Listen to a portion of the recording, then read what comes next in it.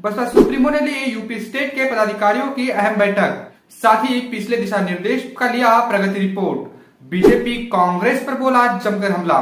जी हाँ साथियों, मैं सागर ननीर और आप देख रहे हैं प्रबुद्ध भारत टीवी।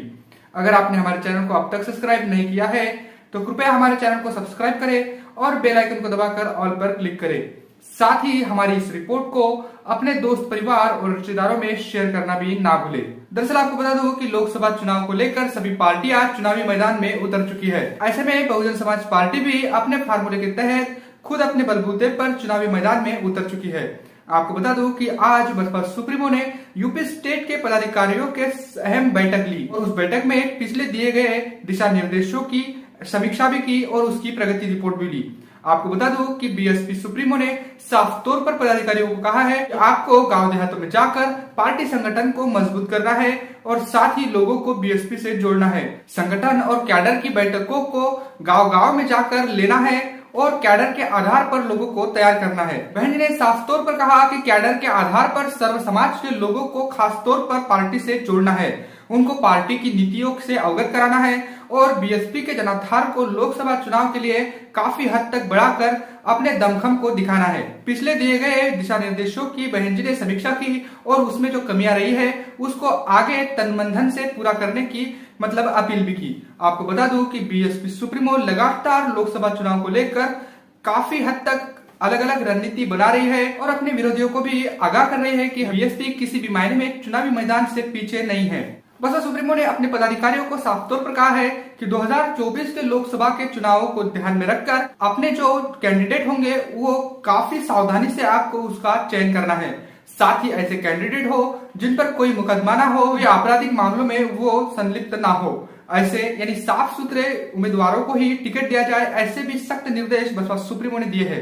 गठबंधन को लेकर बसपा सुप्रीमो ने साफ तौर पर कहा है कि पिछली बार जो बीएसपी ने गठबंधन किया था उसमें बीएसपी का तो वोट ट्रांसफर होता है लेकिन अन्य पार्टियों का जो वोट है वो बीएसपी को नहीं मिलता, तो इसलिए बीएसपी अकेले अपने बलबूते पर चुनाव लड़ेगी। ये काफी हद तक बीएसपी सुप्रीमो ने स्पष्ट कर दिया है। साथ ही बसपा सुप्रीमो ने बीजेपी पर हमला बोलते हुए कहा कि बीजेपी जातिवादी और सांप्रदायिक राजनीति करती है जिससे समाज में जातिवाद और उच्च नीचता को बढ़ावा मिलता है और इसी कोशिश में रहती है कि जातिवाद को बढ़ाकर धर्म का नाम लेकर चुनावों को जीता जाए, लेकिन इससे पूरे समाज का नुकसान होता है, ऐसा बसपा सुप्रीमो ने कहा। साथ ही बसपा सुप्रीमो ने बीजेपी पर हमला बोलते हुए कहा कि बीजेपी जातिवादी और सांप्रदायिकता के आधार पर राजनीति करती है जिससे चलते लोगों में बीजेपी के प्रति भरोसा कम होता जा रहा है और साथ ही ये संकेत दिखाई दे रहे हैं कि आने वाले 2024 के लोकसभा चुनाव में बीजेपी को शिकस्त मिल सकती है, ऐसा बसपा सुप्रीमो ने एक कार्यकर्ताओं को संकेत भी दिया है। साथ ही बसपा सुप्रीमो ने कहा कि बीजेपी के ऐसे रवैये से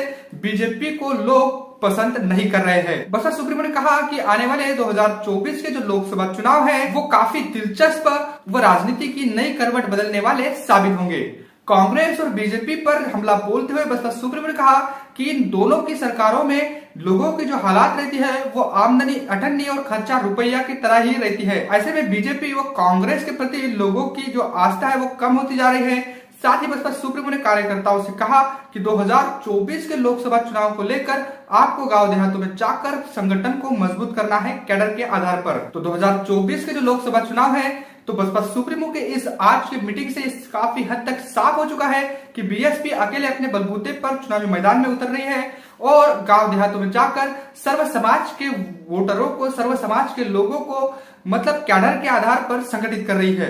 और खास तौर पर आपको बता दूं कि बसपा सुप्रीमो ने न केवल यूपी में बल्कि अलग अलग स्टेटों में भी बीएसपी के जनाधार को बढ़ाने के लिए वहां के स्टेट लेवल के पदाधिकारियों को खासे निर्देश दे दिए हैं और 2024 के जो लोकसभा चुनाव है वो बीएसपी पूरे देश में अकेले अपने बलबूते पर लड़ेगी। ऐसे में देखने वाली बात होगी कि बीएसपी 2024 में अपना प्रदर्शन कैसे दिखाती है, क्योंकि बीएसपी अकेले अपने बलबूते पर चुनावी मैदान में उतरने जा रही है।